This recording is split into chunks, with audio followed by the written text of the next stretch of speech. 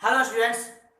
आज इस वीडियो में हम क्लास 10 सीबीएसई बोर्ड का सेकंड पोएम पढ़ेंगे जिसका नाम है फायर एंड आइस और इसे भी कंपोज किया है अमेरिका के फेमस पोएट रॉबर्ट फ्रॉस्ट ने। जो पहला पोएम मैंने पढ़ाया था आपको वो भी रॉबर्ट फ्रॉस्ट ने ही कंपोज किया है। तो रॉबर्ट फ्रॉस्ट की बहुत से पोएम है, जैसे 9th में आप लोगों ने पढ़ा था रोड नॉट टेकन, उन्होंने रॉबर्ट फ्रॉस्ट ने ही इसे कंपोज किया है। तो इसमें ये फायर एंड आइस के बारे में उन्होंने कंपोज किया है कि कैसे दुनिया फायर और आइस के जरिए खत्म हो जाएगी। अब चूंकि हम लाइन बाय लाइन पोएम पढ़ेंगे, पोएम के माध्यम से आपको समझाएंगे कि कैसे पोएट ने ये बताने का प्रयास किया है कुछ कि कभी कि जो दुनिया है वो आग के द्वारा खत्म हो सकती है और नहीं तो आइस के द्वारा खत्म हो सकती है। तो मैं लाइन बाय लाइन आपको पोएम पढ़ने जा रहा हूं। Some say the world will end in fire, some say in ice. मतलब कुछ लोगों का मानना है कि दुनिया फायर में खत्म हो जाएगी, यानी फायर से जलकर खत्म हो जाएगी, यानी अग्नि सारी दुनिया को जला देगी और दुनिया खत्म हो जाएगी, डिस्ट्रॉय हो जाएगी। और कुछ लोगों का मानना है कि आइस के द्वारा सारी दुनिया आइस के जैसा जम जाएगी, फ्रीज हो जाएगी और ऐसे सारा डिस्ट्रक्शन हो जाएगा, पूरा विनाश हो जाएगा। यहां पर दो चीजों का यूज किया है रॉबर्ट फ्रॉस्ट ने, फायर और आइस का। मतलब उनके हिसाब से और कुछ लोगों के मान्यताओं के हिसाब से ऐसा लगता है कि दुनिया फायर और आइस के द्वारा खत्म हो जाएगी। यानी फायर, अगर देखा जाए फायर के बारे में अगर बात करें तो फायर बहुत जल्दी ही दुनिया को खत्म कर सकती है तुलना में आइस के। चूंकि दोनों डिस्ट्रक्शन के चीजें हैं, दोनों विनाश की चीजें हैं, दोनों विनाश के घोतक हैं, विनाश को दर्शाती हैं। तो फायर, अगर फायर की बात करें तो फायर आइस की तुलना में बहुत जल्दी किसी चीज को नष्ट कर देती है, बर्बाद कर देती है, डिस्ट्रक्ट कर देती है। और वहीं पर आइस भी डिस्ट्रक्शन के कारण है, लेकिन वो धीरे धीरे किसी चीज को फ्रीज करती है और फ्रीज के बाद जब वो कोई चीज जम जाती है उसका अस्तित्व भी खत्म हो जाता है। वैसे ही पोएट के अनुसार, रॉबर्ट फ्रॉस्ट के अनुसार, उन्होंने ऐसा कहा कि कुछ लोगों का मानना है कि दुनिया आग के द्वारा खत्म होगी और कुछ लोगों का मानना है कि दुनिया आइस के द्वारा खत्म होगी। तो अगर हम फिजिकली बात करें तो हमें पता है कि पृथ्वी के अर्थ क्रस्ट के नीचे, जो नीचे इनर कोर है, वहां पूरा धधकता हुआ गोला है, यानी वहां आग है, वहां हर चीज मोल्टेन फॉर्म में है, सब कुछ जल रहा है। अगर आग की बात करें तो उस आग से भी दुनिया खत्म हो सकती है।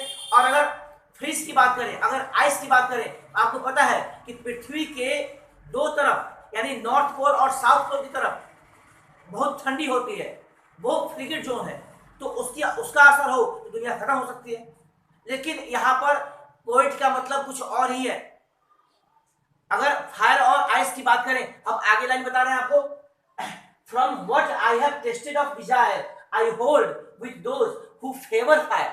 यहाँ पोएट कहते हैं कि मैं अगर जब डिजायर के बारे में सोचता हूं, मैंने भी डिजायर को टेस्ट किया है, मैंने इच्छाओं को टेस्ट किया है, मैंने पैशन को टेस्ट किया है। और डिजायर से मतलब होता है लालच, यानी डिजायर लालच को सिग्निफाई करता है, ग्रीड को सिग्निफाई करता है, पैशन को, तीव्र इच्छाओं को सिग्निफाई करता है। यहां देखा जाए तो कवि कहते हैं, यानी फ्रॉस्ट कहते हैं कि अगर हम, जैसा कि मैंने डिजायर को टेस्ट किया है, मेरे अंदर भी डिजायर हुई है और दुनिया में भी डिजायर है, लोगों के अंदर भी डिजायर है, लोगों के अंदर भी इच्छाएं जागृत होती हैं, लालच जागृत होते हैं। इच्छाओं का मतलब लालच, ग्रीड। तो लोगों के अंदर ग्रीड उत्पन्न होता है, क्रिएट होता है। दुनिया के लोग लगभग लालची हैं, उनके अंदर इतनी लालसाएं हैं, इतनी कामनाएं, इतनी इच्छाएं हैं कि वो एक दूसरे को देखना नहीं चाहते, वो हर चीज के पीछे भागते हैं। यानी अगर कोई एक सामान है उसके पीछे कई लोग भागते हैं। अब बात करें, हम थोड़ा सा एग्जांपल आपको देंगे वर्ल्ड वार की। दो वर्ल्ड वार हुए हैं अब तक, first world war, second world war. 1914 से लेकर 1918 तक फर्स्ट वर्ल्ड वार हुआ था और सेकेंड वर्ल्ड वार 1939 से लेकर 1945, यानी एक दो दशक के बीच में के अंतराल में दो विश्व युद्ध हो गए। वो विश्व युद्ध पता है आपको किस लिए हुआ था? उसके पीछे भी कहीं ना कहीं जिनके वजह से ये वर्ल्ड वार हुआ था, उसके पीछे भी डिजायर था, पैशन था और लालच था, जिसने पूरी दुनिया को नष्ट कर दिया।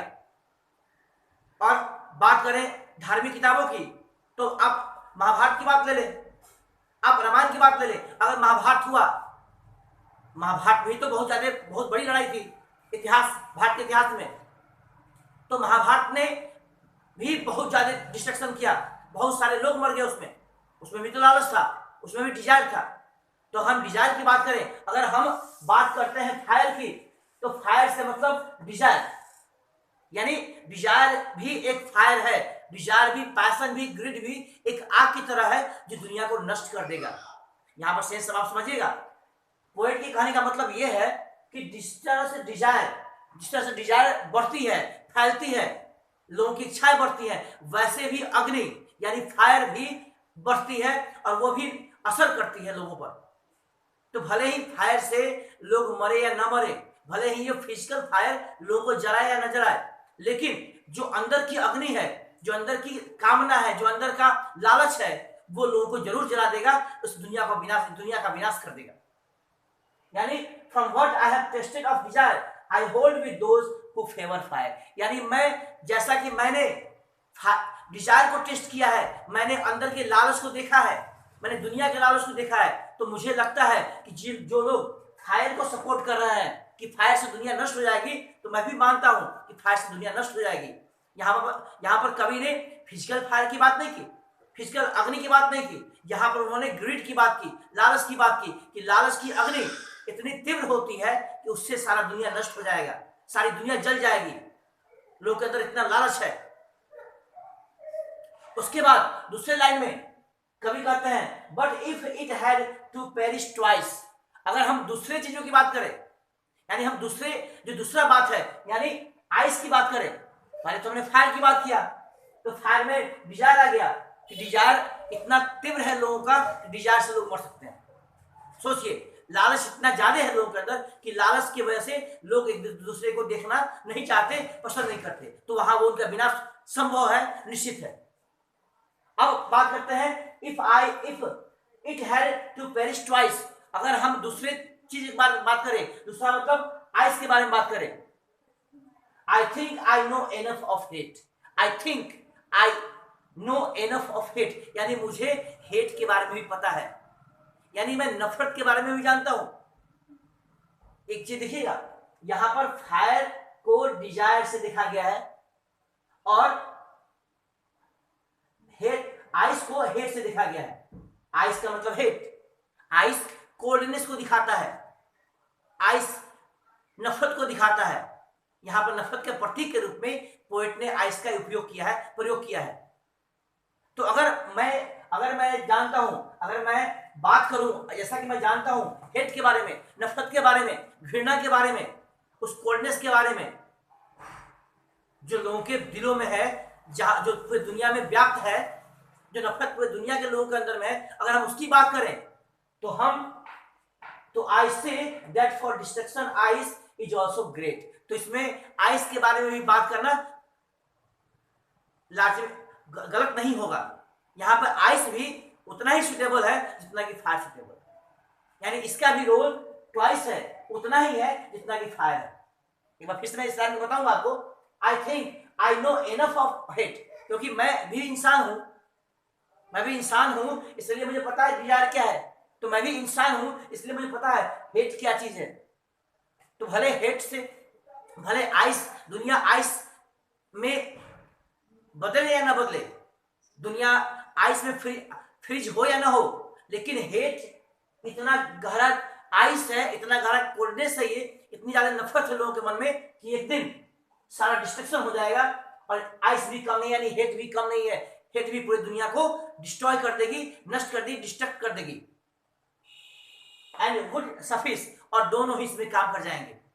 यानी दोनों, फायर और आइस दोनों ही डिस्ट्रक्शन की चीजें हैं और दोनों ही दुनिया को खत्म कर देंगे।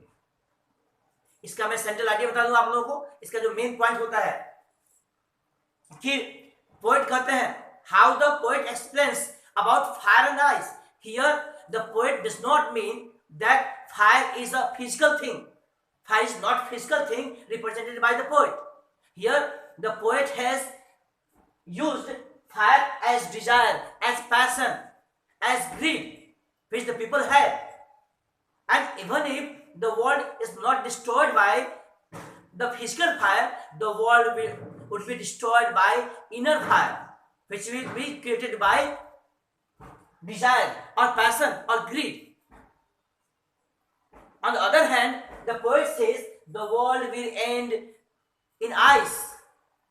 Ice means hate. People have much hate in their hearts. So the hate has made such a home in the hearts of people that they do not like other person's progress. They do not like the development of other people. So they have such a hate that they do not want to see other person development.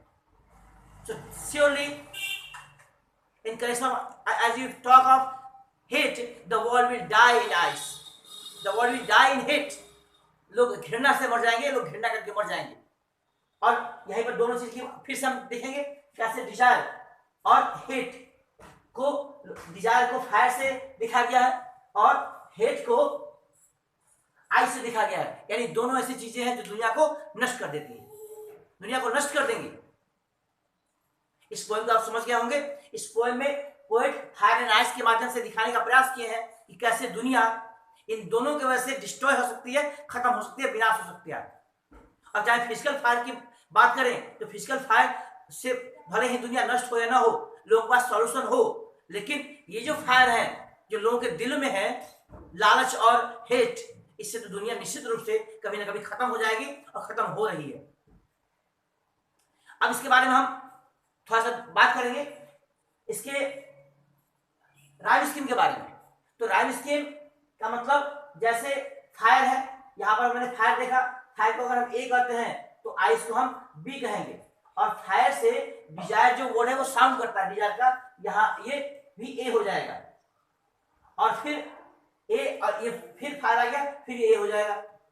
उसके बाद से ice से twice, यानी ये B हो गया, और फिर हेट सी हो जाएगा, फिर आइस ए हो जाएगा, और फिर ग्रेट सी होगा, और सफिक्स भी बी हो जाएगा. इस तरह से हम देखें ए ए ए, बी सी ए, सी बी. ये होता है राइम स्कीम.